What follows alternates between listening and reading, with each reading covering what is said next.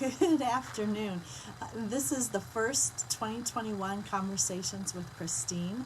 I am Christine Kodak, owner of CK ADHD Coaching and Consulting in Columbus, Ohio.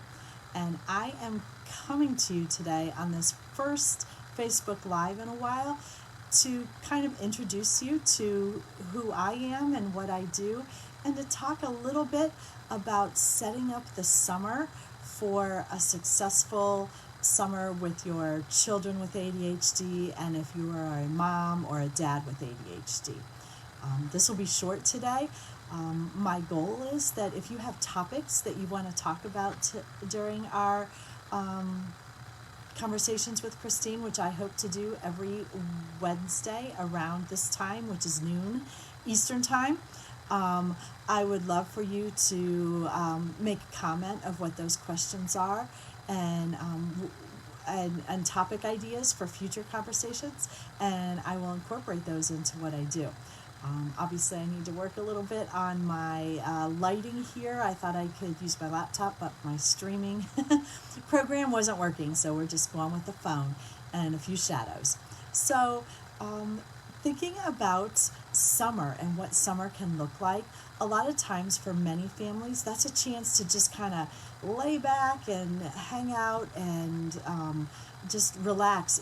And this year, it's really needed to have some relaxation time, some chill time after the crazy school year and a quarter that we've had.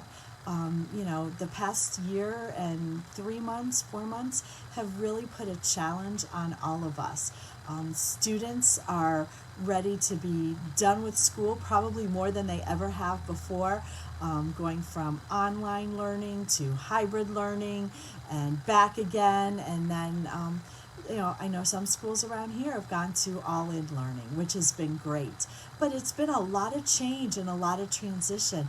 And for folks with ADHD, that can be an extra challenge. And so this summer, what I encourage families to do is to take that time to relax and enjoy, and recoup that sense of that has been missing from this past school year.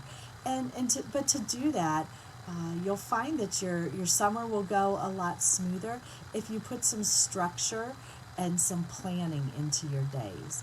So while it's nice to just hang out, a lot of people can attest to the fact that if we hang out all the time, we tend to just let that stretch out and be what gets done. But if there's chores that need done, daily reading that needs to happen, plans for a family activity, put those on a schedule so that everybody in the household knows what's coming up. A lot of times it's good to get those things out of the way first thing in the morning, and whatever your first thing is. Around my house, sometimes that first thing can be kind of later in the day for some of my kids, but with them working now, they don't have that option of later. But, set a time to be up each morning. Maybe it's 10 o'clock, maybe it's 9. Maybe we have to get up and get to daycare, so that's going to be an earlier time. But then those chores, schedule them in. Put up a chart somewhere that says, okay, every day at 1 o'clock, we're going to do family chores right after lunch. Or maybe it's at 10:30 right after breakfast. But give that a time so that it actually gets done, and make sure everybody knows what they're supposed to do. And then if you have activities that you're going to do as a family that's going to require some planning and organizing to make them happen, make sure people know about them early enough ahead of time to plan for those and to make sure that they work for everybody in the family. A lot of times having that upcoming knowledge that, hey, it's not going to be we're going to sit around and hang out with friends all day kind of day, but oh no, we're all going grocery shopping with mom on Wednesday. So let's get ready for that. Giving kids a heads up is really helpful instead of springing things on them. But I'd like to keep today short and sweet. So, like I said, I encourage all of you to take some time if you can to enjoy the downtime of summer. But it's also very important to put that structure and routine and plans into the day so that everybody kind of has an understanding of what needs to happen and what should happen. If you have any ideas for other topics with Conversations with Christine, I would love to hear them. I have a list of them and plan to kind of let you know what those are, but I'd love to hear what you would like to talk about during this time. So I hope you all have a great Wednesday, and have a great rest of your week. I look forward to talking with you next Wednesday.